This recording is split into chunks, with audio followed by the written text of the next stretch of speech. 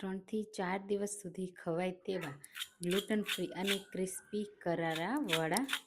Hello friends, હું છું શીતલ. તમારું સ્વાગત છે મારા કિચનમાં. જુવારના મસાલા વડા બનાવીશું, એ પણ એકદમ ક્રિસ્પી ટેસ્ટી, અને તમે 3 થી 4 દિવસ સુધી ખાઈ શકો, ગરમા ગરમ પણ ખાઈ શકો અને બધાના ફેવરિટ બની જાય ને તેવા વડા ચા સાથે, ચટણી સાથે, દહીં સાથે સર્વ કરી શકાય. તો ચાલો રેસીપી બનાવીએ. તો પાલક જુવારના વડા બનાવવા માટે મેં અહીંયા 1 કપ પાલકને સરસ રીતે ધોઈ કટ કરી અને આ રીતે એડ કરી દીધી છે. સાથે થોડા લીલા ધાણા એડ કરીશું, આદુ અને મરચાંની પેસ્ટ એડ કરીશું, હળદર પાવડર એડ કરીશું.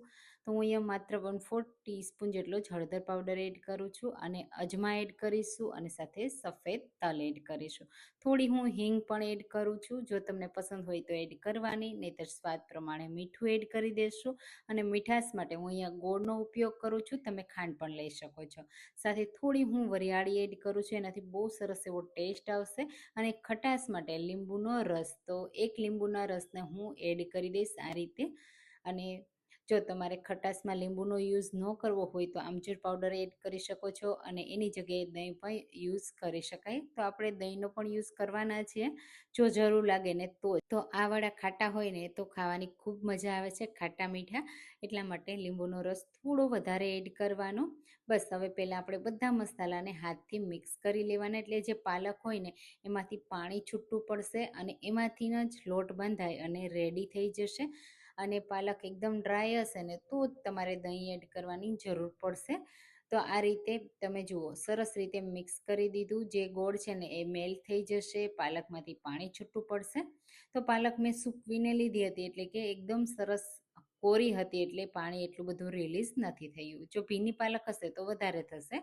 હવે આપણે એમાં પહેલાં એડ કરી દઈશું થોડો બેકિંગ સોડા. એનાથી શું થશે કે વડા ફૂલશે, ખાવામાં ફરસા બનશે અને અંદરથી કાચા પણ નહીં રહે. અને હવે 1 કપ જુવારનો લોટ, જેટલું પાલક લઈએ ને એટલો જ આપણે જુવારનો લોટ લીધો છે. સરસ રીતે હાથથી મિક્સ કરીશું. હવે જો અહીંયા તમને એવું લાગે કે મિશ્રણ ઢીલું થઈ ગયું છે તો એક્સ્ટ્રા લોટ એડ કરી શકો છો, અને એવું લાગે કે કડક છે તો દહીં કે પાણી એડ કરી લોટને બાંધી લેવાનો છે. તો આ રીતે થોડુંક પહેલાં મિક્સ કરી ચેક કરી લેવાનું અને પછી જરૂર લાગે ને એ એડ કરવાનું. તો જો તમને ખટાશ જેવા પસંદ હોય ને તો જ દહીં એડ કરવાનું, નહીં તો તમે પાણીમાં લોટ બાંધી અને રેડી કરી શકો છો. તો આ રીતે તમે જુઓ, થોડું મને ડ્રાય લાગે છે એટલે હું 1 ટેબલ સ્પૂનથી થોડું વધારે આ રીતે દહીં એડ કરું છું. દહીં એડ કરવાથી શું થશે કે લોટ બંધાઈ જશે અને ખાવામાં પણ બહુ સરસ એવા વડા તૈયાર થશે, પોચા પણ બનશે અને અંદરથી ફૂલીને દડા પણ જેવા થશે અને ક્રિસ્પી પણ બનશે. તો આ રીતે હવે મસળતા જશું ને એટલે સરસ રીતે લોટ બંધાઈ રેડી થઈ જશે. જરૂર લાગે તો વધારે એક્સ્ટ્રા દહીં પણ એડ કરી શકાય અને પાણી પણ એડ કરી શકાય. હવે આ રીતે મસળતા જશું અને લોટને સરસ એવો ભેગો કરી મસળી અને રેડી કરી લેશું. તો તમે આવા જુવારના વડા ક્યારેય ટ્રાય કર્યા છે કે નહીં, મને કમેન્ટમાં ચોક્કસથી કહેજો. અને હા, તમે મારી રેસીપી કઈ સિટીમાંથી જુઓ છો ને એ પણ મને જરૂરથી કહેજો, મને ખૂબ ગમશે. અને આવી 30 થી 35 જેટલી જુવારની મેં રેસીપી મારી ચેનલ પર પોસ્ટ કરી છે અને એક પ્લેલિસ્ટ પણ બનાવ્યું છે. મારી ચેનલમાં જઈ તમે ચોક્કસથી એ પણ ચેક કરજો, એટલે તમને મળી જશે. અને આ રીતે તમે જુઓ, લોટ આપણે બાંધી અને રેડી કરી લીધો. સરસ એવો મેં મસળી લીધો છે. જેટલો સરસ મસળાય ને તમારાથી એટલો મસળી લેવાનો. ખાસ લોટને આપણે ઢીલો નથી રાખવાનો. આપણે જે રીતે ભાખરીનો લોટ બાંધીએ ને અને કેવો કડક રાખીએ, બસ એવો જ લોટ આપણે કડક રાખવાનો છે. અને લોટને થોડી વાર માટે મસળી લેવાનો, પછી એમાંથી તરત જ વડા રેડી કરવાના. તો વડાને છે ને બહુ મોટી સાઈઝના નહીં બનાવવાના, પણ આપણે જે રીતે પૂરીનો લોટ બાંધીએ અને કેટલું લોવું લઈએ એનાથી થોડું વધારે લઈ અને આ રીતે હાથમાં સ્મૂથ કરી લેવાનું. તેલ લગાવવાની જરૂર નથી, હાથમાં બિલકુલ ચોટશે નહીં. બસ આ રીતે સ્મૂથ કરી લેવાનું અને પછી આ રીતે પ્રેસ કરી દેવાનું. સાઈડથી ફાટે ને તો આ રીતે થોડું એડજસ્ટ કરી અને સ્મૂથ કરી લેવાનું છે. બહુ તમે જુઓ, પતલું પણ નથી અને બહુ જાડું પણ નથી. એ રીતના આ રીતે વડા મેં રેડી કર્યા છે. તો આ જ રીતે બાકીના બધા વડા આપણે બનાવી તૈયાર કરીશું. હું બીજું પણ તમને બતાવી દઉં. બસ આ રીતે સ્મૂથ કરી લેવાનું છે હાથમાં જ. અને પછી તમારાથી થાય ને તો આ રીતે બોલ્સ પહેલાં બનાવી લેવાનું અને પછી ક્રેક આવે ને તો આ રીતે સ્મૂથ કરી લેવાનું.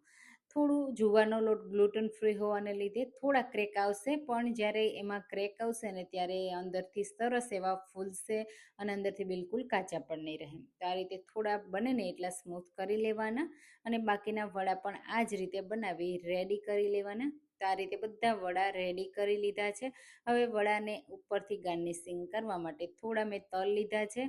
આ રીતે તલમાં આપણે વડાને રાખીશું એક સાઈડ. ઘણીવાર એક સાઈડ પણ પસંદ હોય તો એક સાઈડ અને બંને સાઈડ પસંદ હોય તો બંને સાઈડ. હું બંને સાઈડ આ રીતે તલ લગાવી દઉં છું. આ રીતે તલ લગાવ્યા પછી તલને આ રીતે થોડા પ્રેસ કરી દેવાના, અંદર સુધી બેસી જાય. અને એ જ રીતે બાકીના વડા પહેલાં આ રીતે તલ લગાવી અને રેડી કરી લેવાના. તલથી છે ને એક તો લુક પણ સારો આવશે અને ટેસ્ટ પણ ખૂબ જ સરસ આવશે. અને જો તલ પસંદ ન હોય તો એમ જ તમે ફ્રાય કરી રાખી શકો છો. અને આ વડાને તમારે જો ડીપ ફ્રાય નથી કરવા તો તમે એર ફ્રાયર પણ કરી શકો છો અને સેલો ફ્રાય પણ કરી શકો છો. હું આજે ડીપ ફ્રાય કરું છું. 3 થી 4 દિવસ જો રાખવા હોય ને તો આ રીતે તમારે ફ્રાય કરીને જ યુઝ કરવાના. તો તેલ સરસ એવું ગરમ હોવું જોઈએ, તરત જ ઉપર ન આવવા જોઈએ અને તરત જ નીચે પણ ન બેસી જવા જોઈએ. એવું સરસ એવું તેલ ગરમ હોવું જોઈએ. થોડીવાર આ રીતે તેલમાં એડ કર્યા પછી તમારે આ રીતે સ્પૂનથી ફેરવવું હોય તો ફેરવવાનું, નહીં તો થોડીવાર રહેવા દેવાનું અને પછી પલટાવવાના.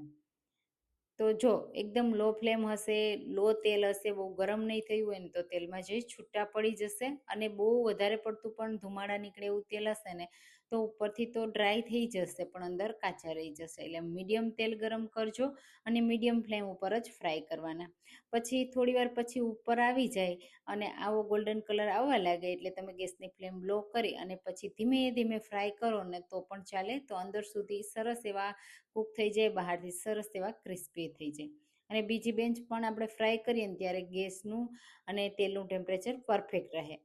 તો બસ આ રીતે ગોલ્ડન કલરના થઈ જાય ને એટલે કાઢી લેશું. એકદમ સરસ એવા ફ્રાય થઈ જવા જોઈએ. બધા જ આ રીતે મેં ફ્રાય કરી અને રેડી કરી લીધા છે.